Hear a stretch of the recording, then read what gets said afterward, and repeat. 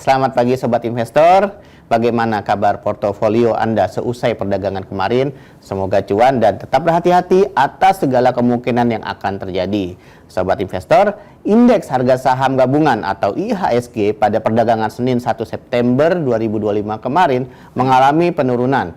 Indeks ditutup di level 7.736,07 terkoreksi 1,21%. Hampir semua sektor tertekan, kecuali kesehatan yang naik 0,64% dan industrial yang terangkat 1,58%. Lantas, sentimen apa saja yang turut mempengaruhi pergerakan IHSG kemarin dan seperti apa proyeksinya pada hari ini? Apakah masih terpengaruh oleh situasi politik belakangan ini?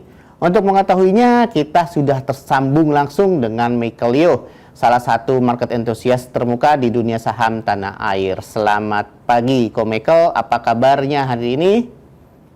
Selamat pagi, Mas. Puji Tuhan baik. Semoga sehat juga ya. Alhamdulillah. Bagaimana Anda melihat performa IHSG pada pekan ini dan kira-kira seperti apa perdagangan yang akan berlangsung pada Selasa pagi ini?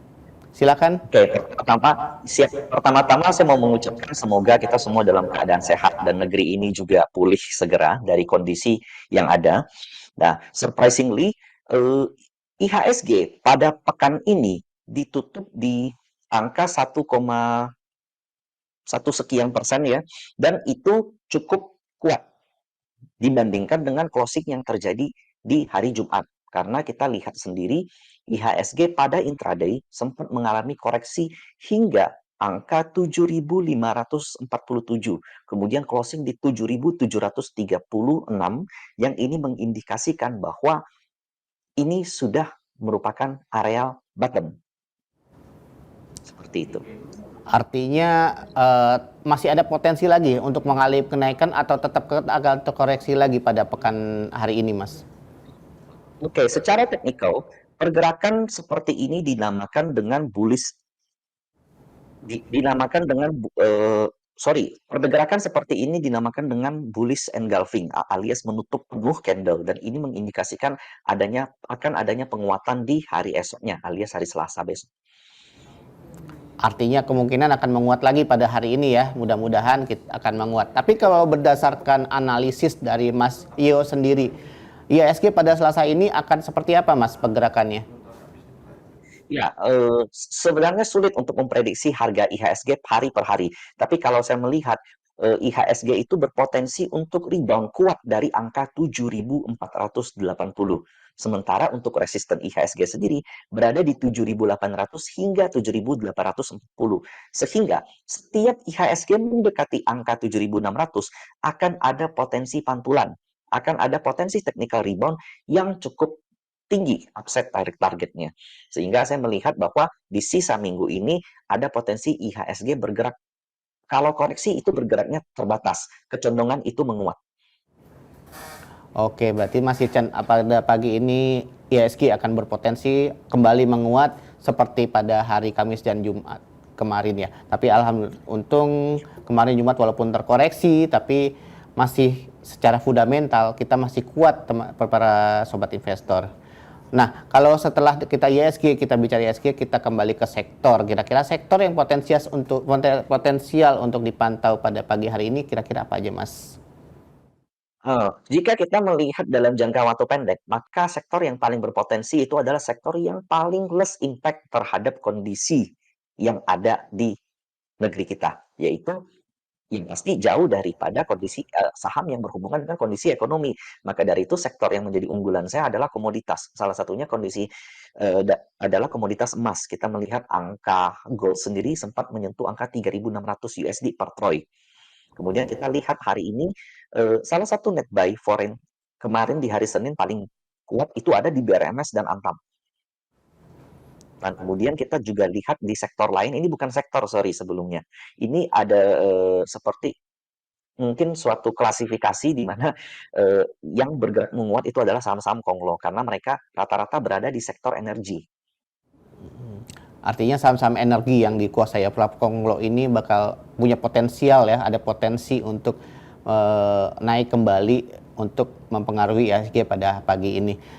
Nah, Hmm. Kalau ada beberapa yang saya pantau pada perdagangan kemarin, salah satunya ada sektor dari apa namanya kesehatan itu juga ternyata juga hijau kemarin, masuk di zona hijau. Nah, kira-kira apa yang mempengaruhi mereka? Apa karena mereka di luar apa namanya sentimen-sentimen negatif yang terjadi secara regional?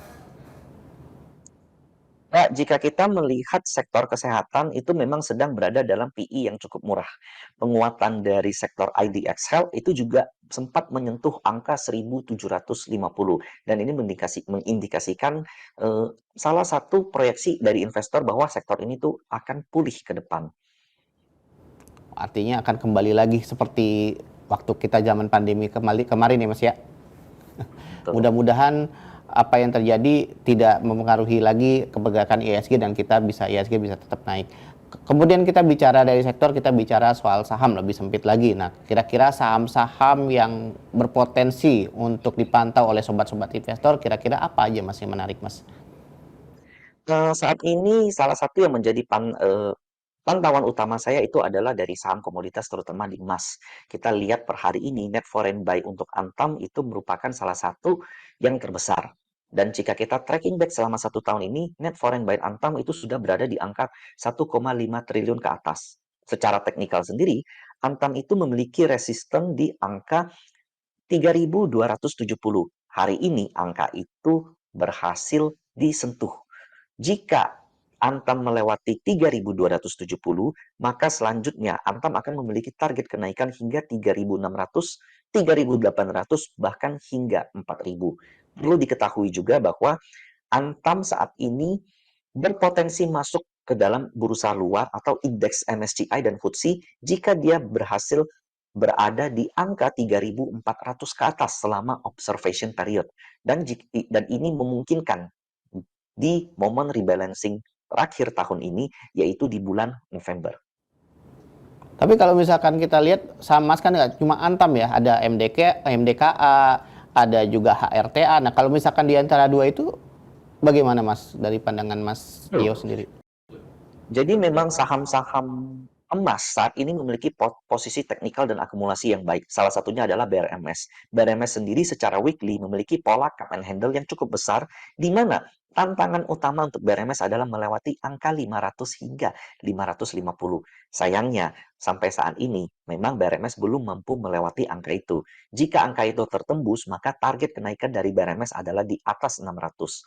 BRMS juga termasuk salah satu emiten yang berpotensi untuk masuk indeks MSCI jika berhasil berada dalam observation period di atas 500. Nah, kemudian untuk MDKA, ada story yang cukup menarik dari MDKA, di mana MDKA akan melakukan IPO di tahun ini, yaitu IPO salah satu tambang emasnya dengan nama PANI. Valuasi PANI sendiri diperkirakan berada di angka 20-30 triliun range. Nah, sehingga di angka ini, jika MDKA melakukan IPO, maka unlocking value dari MDKA itu seharusnya MDKA saat ini berada di angka 3.000 hingga mendekati 4.000. Catatan juga, jika MDKA berhasil close di atas 3.000 atau berada di angka 3.000 ke atas selama observation period, dia juga akan mendapatkan inflow dari MSCI. Nah, sementara untuk harta sendiri, saat ini berada dalam range konsolidasi yang cukup baik di antara 640 hingga 770.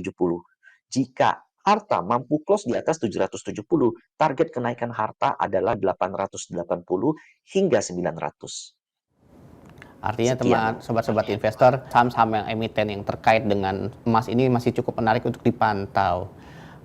Kalau apalagi kita melihat kondisi global saat ini, emas akan berpotensi mengalami kenaikan dan itu akan mempengaruhi emiten di dalam negeri. Gitu kurang lebih ya Mas Yo ya. Betul sekali.